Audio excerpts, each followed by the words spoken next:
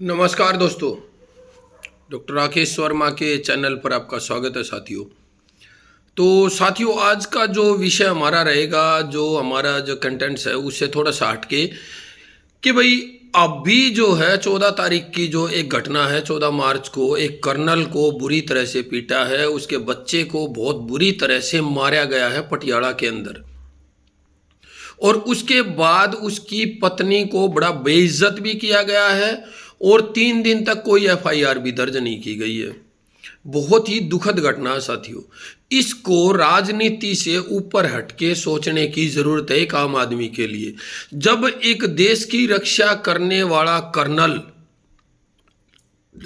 जिसकी ड्यूटी लेह के अंदर है, बहुत ही संवेदनशील एरिया के अंदर है, वो पटियाला अपने घर आता है और अपने बेटे के साथ कहीं जाता है और वहां पुलिस उसी टाइम पहुंच जाती है और केवल जस्ट गाड़ी पार्किंग की समस्या को लेके उसको तब तक मारा जाता है कर्नल को, जब तक वो बेहोश नहीं हो गया।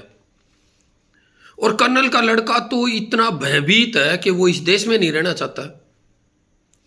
और ये पंजाब पुलिस की क्रूरता, एसपी खुद जो है ये धमकी दे रहा है कि आपको और आपके बेटे को जो है ना पटियाला में रहना है। तो अब ये पुलिस क्या चाहती है? जो देश की रक्षा कर रहे हैं, अगर सेनाएं हट जाएं तो ये पुलिस वाले किसकी सुरक्षा करेंगे? दूसरी बात, अगर एक कर्नल के साथ ऐसा व्यवहार है तो ये आदमी एक आम आदमी के साथ कैसा व्यवहार करते होंगे? 12 लोगों ने मिलकर 2 लोगों को बुरी तरह मारा है, जबकि उन्होंने बताया कि मैं आर्मी का ऑफिसर हूं। उन्होंने अपना आई कार्ड दिखाया है उनको। इससे बड़ी जो षड्यंत्र की बू आ रही है वो ये है कि वो लोग कर्नल का मोबाइल और आई कार्ड छीन के ले गए।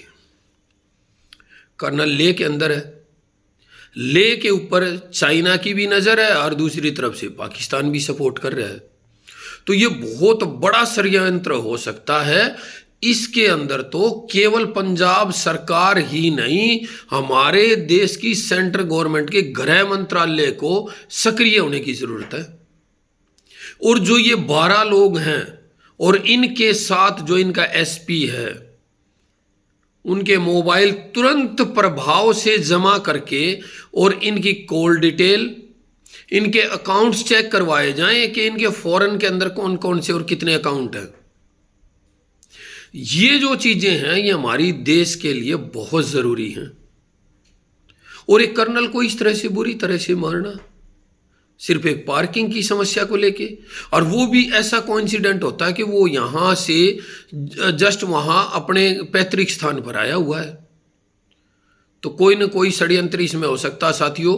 और जो भारत और भारत की भलाई चाहते हैं, ठीक है, नो डाउट पुलिस हमारी सेवा सुरक्षा के लिए है, लेकिन अब पुलिस का जो रूप है मैक्सिमम पुलिस वालों का वो बदल चुका है।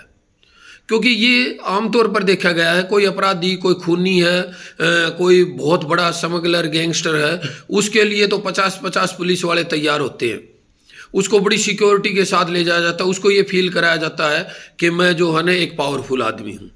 और एक सामान्य सा आदमी कोई एफआईआर लेके चला जाए, कोई दूसरे डिपार्टमेंट का कोई व्यक्ति चला जाए, तो उसको ये महसूस कराया जाता है कि तुमने बहुत बड़ा अपराध कर दिया कि तुम यहाँ आ गए।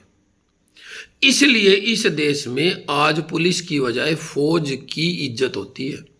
जब एक पुलिस वाला कोई हाथ देता नहीं किसी को बैठाने के लिए, लिफ्ट मांगने के लिए, उसको कोई नहीं बैठाता। और फौज वाले को लोग स्पेशल जो है ना उसके डेस्टिनेशन तक पहुंचाने के लिए तैयार हैं। लेकिन पुलिस जो है इस मामले में आज तक अपनी छवि को नहीं सुधार पा रही है। और हरियाणा पुलिस का या फिर कोई भी पुलिस, स्टेट पुलिस का तो यह हाल है, उनकी ड्यूटी रह गई है केवल और केवल चालान काटना। लोगों के चालान काटो। जो सामान्य आदमी है ना, ड्यूटी टाइम पे जब जाते हैं सुबह 9 बजे 8 बजे से जो है ना 10 बजे तक वो चालान काटते हैं, फिर शाम को 4 बजे से 6 बजे तक चालान काटते हैं। बीच में कोई अपराध नहीं होगा, बीच में जो है ना सब कुछ शांत रहेगा और 8 बजे के बाद भी सब कुछ शांत रहेगा। तो ये किस तरह के कानून, किस तरह के नियम पढ़ाए जा रहे हैं इन पुलिस वालों को? इनको बताया नहीं जा रहा। एक कोई व्यक्ति अपने माँ बाप का खाना देने के लिए 10 मिनट का रास्ता 2 किलोमीटर 4 किलोमीटर अगर चला जाता है अपनी स्कूटी से, तो उसके ऊपर तो पूरा संविधान थोप दिया जाता है।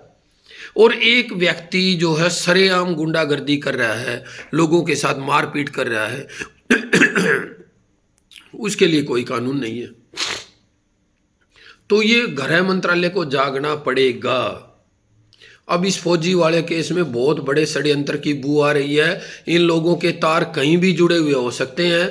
तो इसलिए आप लोग जो मेरी इस वीडियो को देख रहे हैं वो इसको गृह मंत्रालय तक पहुंचाने का प्रयास करें साथियों, क्योंकि ऐसी चीज़ें ये होनी नहीं चाहिए। जो फौजी अपना सब कुछ छोड़ के इस देश के लिए वहाँ पे बैठा हुआ है, इतने रुपए तो वो यहाँ भी कमा सकता है, लेकिन उसके अंदर कोई दिव्य शक्ति है, कोई परमात्मा का, कोई उस अदृश्य शक्ति का कोई ना कोई इसको वरदान है, जो लेह लद्दाख में बैठ के जहाँ ऑक्सीजन लेवल कम है, जहाँ मतलब 7 दिन में एक फौजी के एक्सपायर होने की औसत हमारे यहाँ आ रही है ऑक्सीजन की कमी के कारण, हार्ड वर्क के कारण।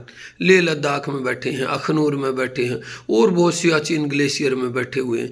उनका क्या कसूर है? वो इस देश के लिए ही बैठे हुए हैं ना। और ये यहाँ उन देशवासियों को, और ये ऐसी खबरें कितनी आ रही हैं, और यहाँ फौज को पुलिस की किसी भी इंक्वायरी के ऊपर विश्वास नहीं करना चाहिए। फौज को तुरंत अपने नियमों के हिसाब से काम करना चाहिए, और ये जितने दोषी पुलिस वाले हैं इनको पकड़ के और फौज के हवाले कर दिया जाए। वो अपने तरीके से इनसे निपटें, जिससे इनको ये पता चले कि भाई दर्द क्या होता है, कि भाई आप इस देश के लिए क्या सेवा कर रहे हैं। बोलने को तो बहुत कुछ है साथियों, लेकिन अभी इतना ही। मेरे इस वीडियो को गृह मंत्रालय तक पहुंचाने का प्रयास करें, कोशिश करें कि भाई आप लोगों के अंदर थोड़ी जागरूकता आए और दूसरे लोगों को भी इस बारे में जगाया जाए। जय हिंद, जय भारत।